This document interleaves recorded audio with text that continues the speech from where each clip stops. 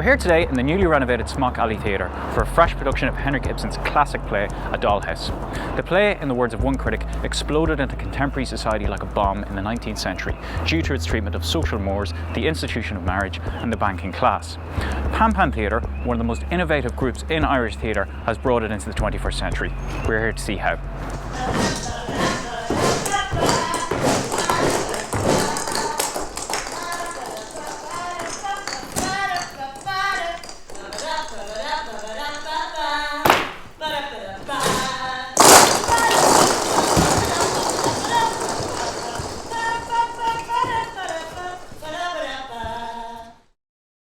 Gavin Quinn of Pan Theatre. We're here in the beautifully renovated Smock Theatre with your new production of A Dollhouse. Could you tell us a little bit about the plot and why you're attracted to this play as a director?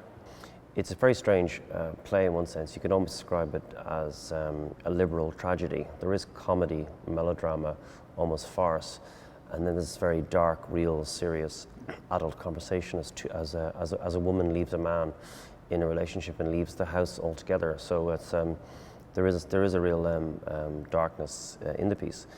The characters are what really attracted me to it, and the fact that it's set at Christmas time, which I thought would be good to do in April.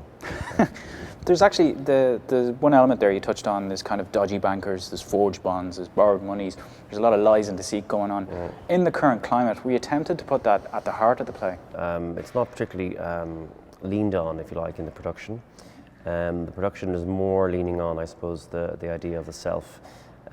How our true selves sometimes break through, and more about Nora's development as a human being rather than any particular sort of feminist icon. And so it's there in the story as part of it all, how people have public and private lives, and the general deceit and the little mishappenings and the little crimes people commit are all relative to their own situation. So seemingly a sort of innocuous borrowing of money, which seems okay, is not okay if your husband happens to be a bank manager, and if the person you're borrowing off happens to be someone that your husband, the bank manager, detests from his childhood. So it's sort of this little sort of Ibsen triangle between, you know, the Torvald Helmer, the husband, Nora Helmer, and then Niels Krogstad, who is a sort of a lowly bank clerk.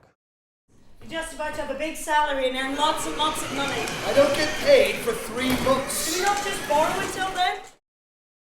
And this play, it's one of the most important and one of the most famous in European theatre, and it contains one of the most famous theatrical set pieces, if you like, the slamming of the door that you mentioned, which one critic said reverberated across the roof of the world when it was done first.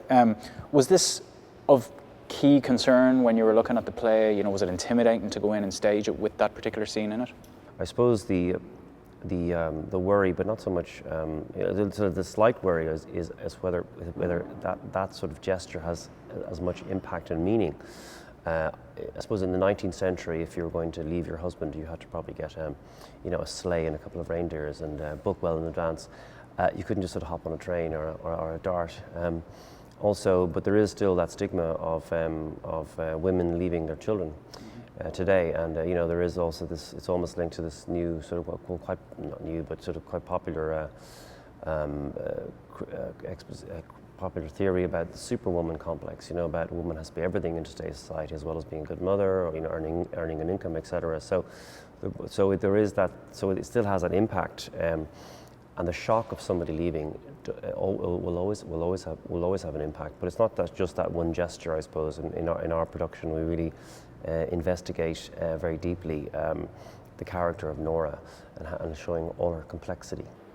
You've taken on, there's sort of two historical elements here. You've taken on the play itself, and then the second one is that you're the first performance in the newly renovated Smock Theatre, which is one of the oldest theatre, I believe, in the country. Yeah, it's very exciting. It's a 17th century theatre which did have the first production of Hamlet in Ireland. But it has a very warm, interesting environment. It's not like a normal black box space. It's you come in and it's quite heavily raked. It feels like a real arena, like a forum theatre almost, and it's different. It's good. I think it really adds to the kind of to the landscape in Dublin. There's a George Bernard Shaw quote that's referenced in the production notes. There comes a time when the parable of the doll's house is more to our purpose than the parable of the prodigal son. Do you think we're living in such a time? Is that what this production's all about? What's interesting about that is that it is very much the era of the individual within the community, and I think that's what this play is really about. Nora Helmer is in this small community of people, and all the pressures that are on her, changes her nature, or brings out her nature rather. So it's kind of interesting. The reason why I suppose these plays do become classics, why they are so successful, is that there's definitely a deep-rooted story in there, and a deep-rooted sort of psychological terror almost in the piece, and that really comes out in this play, and so that's one of the reasons I think that quote is apt. But part of the play also can appear a little bit like a parable. You know, part of the play is almost Greek as well, because Ibsen based it on a Greek play called Alcestis.